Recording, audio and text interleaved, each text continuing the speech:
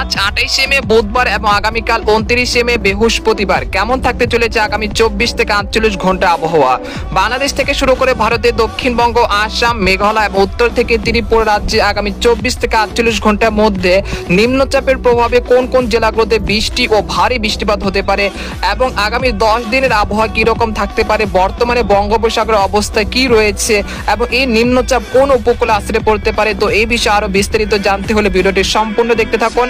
আর আপনি কোন জেলা থেকে খবরটি দেখছেন আপনার জেলার নামটি আমাদের কমেন্ট বক্সে জানিয়ে দিবেন। আর সবার আগে সবার প্রথম শুরুর খবর জানতে আমাদের চ্যানেলটিকে সাবস্ক্রাইব করে রাখুন। এবার জেনে নিন এক নজরে। বন্ধুরা, এই পর্যায়ে আমরা সরাসরি বায়ু মোডের চিত্রে চলে আসলাম। তো এখান থেকে আপনারা দেখতে পাচ্ছেন যে এই মুহূর্তে উত্তর পূর্ব পশ্চিম বঙ্গোপসাগর বেশ উত্তাল রয়েছে।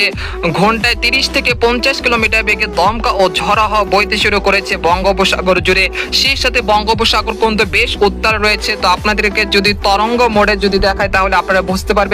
তো এখানে দেখতে পাচ্ছেন যে 10 থেকে 11 ফুট উচ্চতায় জলোচ্ছ্বাস বায়ুতাড়িত জলোচ্ছ্বাস হচ্ছে উপকূলে যে জেলাগুলো রয়েছে সেখানে।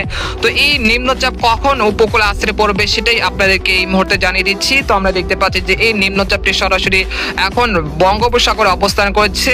এটা রাত 11টার দিকে দেখা যাচ্ছে যে বাংলাদেশের কুতুবদিয়া, মহেশখালী, টেকনাফ, সন্দ্বীপ, হাতিয়া এই অঞ্চলে তার অগ্রভাগের প্রভাবে বৃষ্টিপাত শুরু হয়ে গেছে। সেই সাথে ঘন্টায় 40 থেকে 50 কিলোমিটার বেগে দমকা ও ঝড়ো হওয়া শুরু হয়ে গেছে হাতিয়া, সন্দ্বীপ, তারপর রয়েছে লালমোহন, চরফেশন, খেপুপাড়া, পটুয়াখালী, সেই সাথে রয়েছে চট্টগ্রাম, কুতুবদিয়া, মহেশখালী, টেকনাফ এই অঞ্চলে কোথাও কোথাও ঘন্টায় 50 থেকে 60 কিলোমিটার বেগে দমকা ও ঝড়ো হওয়া শুরু হয়ে গেছে। সেই সাথে 2 থেকে 3 ফুট উচ্চতায় বায়ুতাড়িত জলোচ্ছ্বাসও শুরু হয়ে গেছে এই অঞ্চলের যে নদ নদী রয়েছে সেখানে।